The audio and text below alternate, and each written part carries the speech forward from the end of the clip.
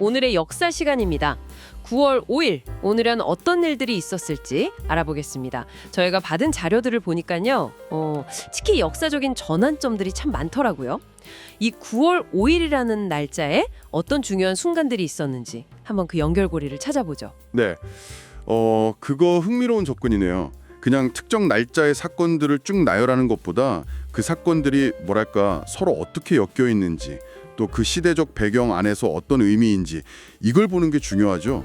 특히 그 자료들 속에서 보이는 그 격동의 순간들 이걸 좀 주목해봐야 할 것 같아요. 좋습니다. 그럼 먼저 한국사 속 9월 5일로 한번 가볼까요? 1894년, 이때는 청일전쟁이 한창이었잖아요.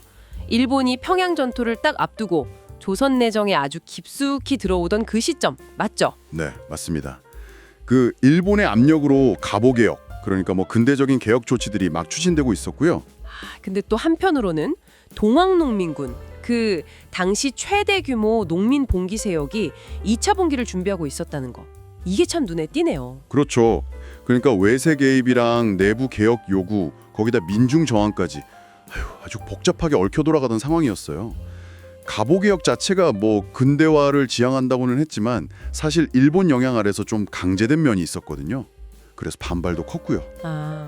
동학농민군의 2차 봉기가 바로 그런 외세 배격이랑 또 낡은 봉건 체제를 바꾸려는 의지가 합쳐진 결과였죠.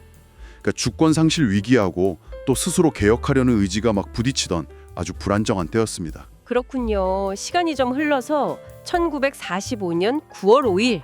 오, 이건 해방 직후네요. 혼란 속에서도 뭔가 희망이 보이던 때 같은데요.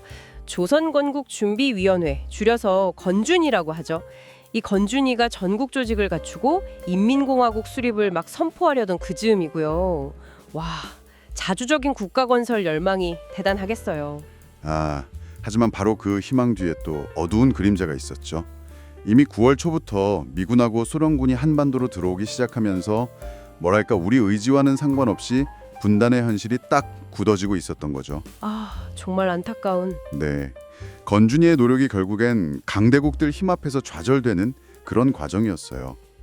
해방의 기쁨하고 분단의 비극이 교차하는 참 역사의 아이러니를 보여주는 시점입니다. 자, 그럼 1987년 9월 5일로 넘어가 보면 분위기가 또 확 달라져요. 그해 6월 민주항쟁, 그 대규모 민주화 시위 바로 다음이잖아요. 직선제 개헌 요구하고 또 노동자들의 권리 찾기 목소리가 전국에서 막 터져나오던 때 사회 전체가 민주화 열기로 뜨거웠죠. 네, 요랑쟁으로 그 대통령 직선제의 개헌 약속 6.29 선언을 받아내긴 했지만 그걸로 끝난 게 아니었죠.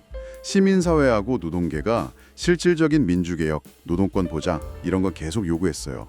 9월 5일에도 보면 주요 사업장에서 파업이 계속되고 있었는데요. 이게 정치 민주화뿐만 아니라 경제적, 사회적 민주주의에 대한 열망이 얼마나 강했나 보여주는 거죠. 시민과 노동자의 연대, 이게 정말 중요했군요. 그럼요. 한국 사회 변화에 정말 중요한 동력이었음을 확인할 수 있는 대목입니다. 이제 세계사로 한번 눈을 돌려볼까요? 자료 중에 그 런던 대화제 이후 변화에 주목하신 부분이 좀 인상 깊었어요. 1666년 9월 5일이면 나흘간 런던을 태운 그 대화제가 진압된 날이죠.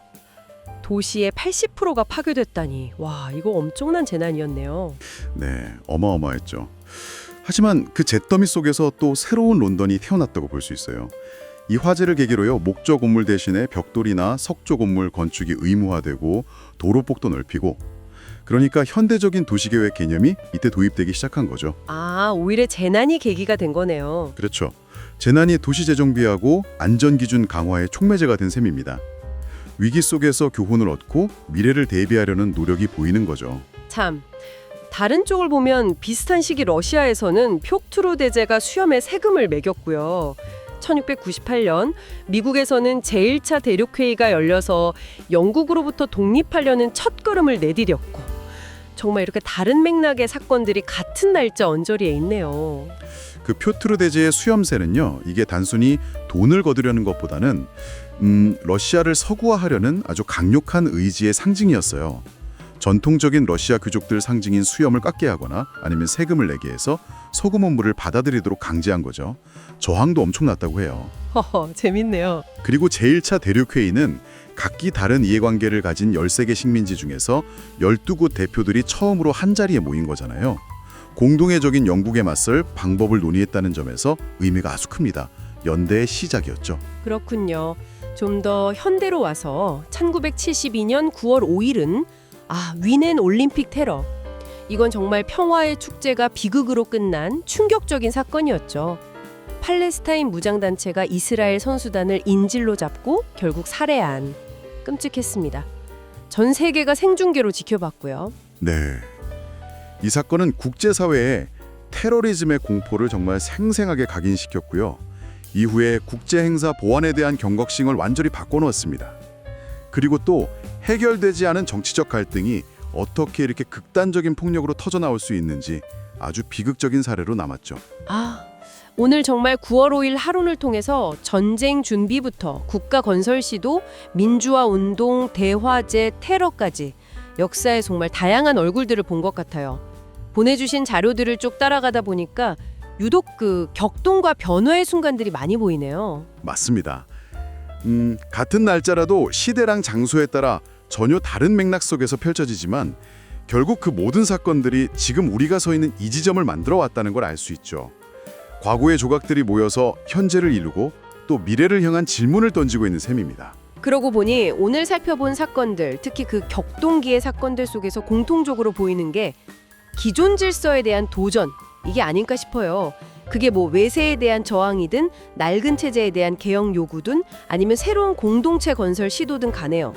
어쩌면 역사는 끊임없는 도전과 응전의 과정일지도 모르겠네요. 이 부분에 대해서 좀 더 생각해보는 것도 흥미로울 것 같습니다.